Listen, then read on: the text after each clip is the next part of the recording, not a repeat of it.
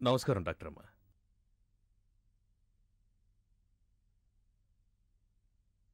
అతను వచ్చాడు చూడు. ఎవరమ్మా? అతనే, నువ్వే వెళ్ళి చూడు.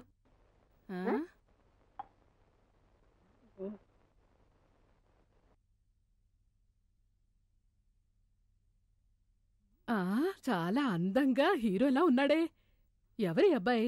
ఆ లాయర్. ఎవరు? రాజా వచ్చాడా? నేను లాయర్తో వస్తానని ఫోన్ చేసి చెప్పాగా, మర్చిపోయావు నువ్వు?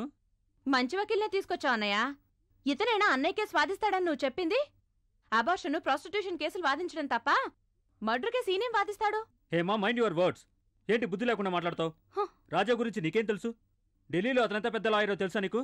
అతను కేసు తీసుకుని ఆర్గ్యూ చేశాడంటే అపోజిషన్ లాయర్స్ అంతా లైబ్రరీకి పరిగెడతారు పుస్తకాలు రిఫర్ చేయడానికి. అక్కడికి వెళ్తే వాళ్ళకన్నా ముందే సుప్రీంకోర్టు జడ్జి అక్కడ కూర్చొని ఉంటాడు. ఆయన ఎన్ని పుస్తకాలు తిరిగేసినా ఇతని ఆర్గ్యుమెంట్కు తీర్పు చెప్పలేడు. ఏమ్మా, ఇతనే గదా మన ఇందిరాగాంధీ హత్య కేసు వాదించింది. సుందరానికి జీవితంలో అన్నీ మంచిగా సమకూరాయి, ఒక్క అత్తగారు తప్ప. ఇప్పుడు నేనేమన్నానని? అత్తయ్య ప్లీజ్ కొంచెం ఊరుకుంటారా? హేమా, నేను రాజాని ఎంత కష్టపడి కన్విన్స్ చేశానో తెలుసా ఈ కేసు ఒప్పుకోవడానికి? ఫ్రెండ్ కాబట్టి నీకు అతను గొప్పగా కనిపించుండొచ్చు, కానీ అతను ఈ కేసు వాదిస్తే మనం తప్పకుండా ఈ కేసు ఓడిపోతాం. నీకేం తెలుసు అతని గురించి ఇష్టం వచ్చినట్టు మాట్లాడుతున్నావు? లుక్, ఇక మీదట ఒక్క మాట అతని గురించి మాట్లాడావో తర్వాత I have to walk out of this case. బాబు, వదినా, మీరే చెప్పండి, సుందరం అన్నయ్యకి నాకు ఉన్న సంబంధం ఒట్టి క్లయింట్కి లాయర్కి ఉన్న సంబంధమా? నేను చెప్తే తను అర్థం చేసుకోవట్లేదు. ఇదిగో చూడు, నేను ఫైనల్గా చెప్తున్నాను, ఈ పరిస్థితుల్లో సుందరాన్ని కాపాడాలంటే అది ఈ రాజా వల్లే అవుతుంది. హేమా, నీ అహంకారంతో రాజాని వద్దన్నావంటే ఐఎమ్ సారీ. అలా అయితే నేను ఈ కేసు వదిలేస్తాను.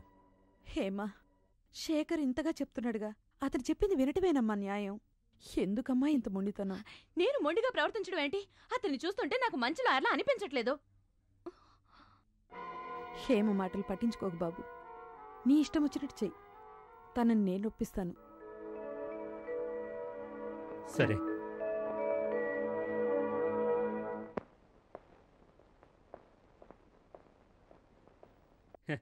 ఏంటి రాజా ఇక్కడే నుంచున్నావు?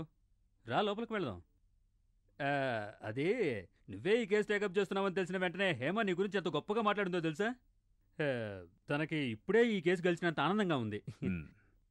అబార్షన్, ప్రాస్టిట్యూట్ కేసులు వంటివి వాదించేవాడికి మర్డర్ కేసు గురించి ఏం తెలుసు? నాకిది మంచి గౌరవం కాదు. ఏంటి నా గురించి గొప్పగా మాట్లాడి మురిసిపోయిందా?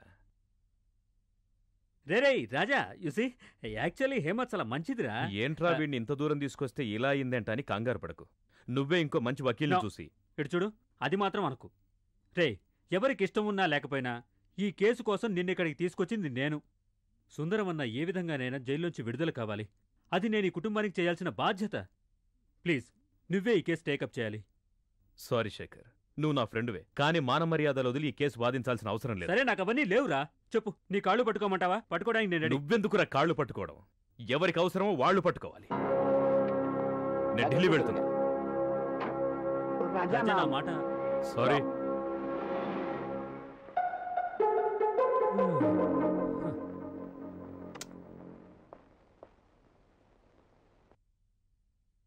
I'm sorry. బుద్ధి లేకుండా మిమ్మల్ని గురించి తప్పుగా మాట్లాడాను. నన్ను క్షమించండి. మీరు ఈ కేసు టేకప్ చేస్తే అన్నయ్య విడుదలవుతాడని అందరూ నమ్ముతున్నారు. నేను నమ్ముతున్నాను. నా మూర్ఖత్వం మా అన్నయ్య విడుదలవ్వడానికి అడ్డం కాకూడదు. ఇన్ఫాక్ట్ మా అన్నయ్య నాకు ముఖ్యం. అందువల్ల దయచేసి ఈ కేసుని. ముందు శేఖర్ నా దగ్గరికే వచ్చి నువ్వే ఈ కేసు వాదించాలని అడిగాడు. నేను బిజీగా ఉండడం వల్ల కుదరదని చెప్పాను.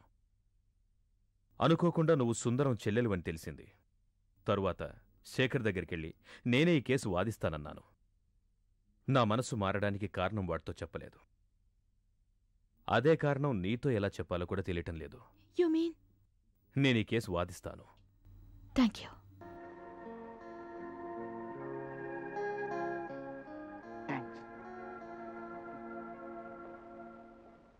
రాజా, చాలా థ్యాంక్స్ రా. తెలుసో తెలియకో సుందరం అన్నయ్యకు వచ్చిన ఈ పరిస్థితికి నేను కారణమన్న విషయం నన్ను దహించి వేస్తుందిరా. ఇప్పుడు మనశ్శాంతిగా ఉంది. Thank you.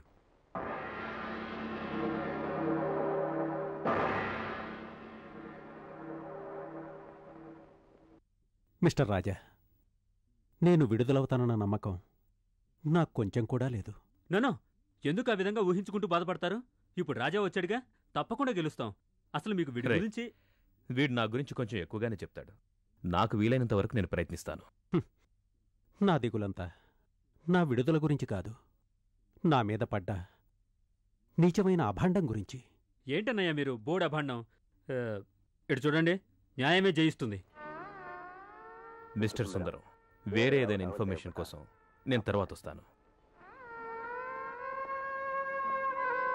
శేఖర్, తమ్ముడు బాలు ఇంకా నన్ను చూడటానికి రాలేదు. ఒకవేళ వాడు కూడా నన్ను అపరాధిగా భావిస్తున్నాడేమో. నన్ను అటువంటిదేం లేదు. పాపం అతను కొంచెం. చూడండి, మీరు దిగులు పడకండి. నేను వాడికి చెప్పి తప్పకుండా మీ దగ్గరికి పంపిస్తాను. ఓకే?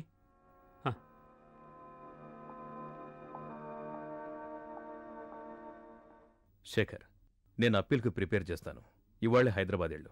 అప్పీల్కి అడ్మిషన్ దొరకగానే నాకు చెప్పు, నేను వెంటనే వచ్చేస్తా. ఆ అడ్వకేట్ రాజాతో నేను కొంచెంసేపే మాట్లాడాను. మనసు చాలా ప్రశాంతంగా ఉంది.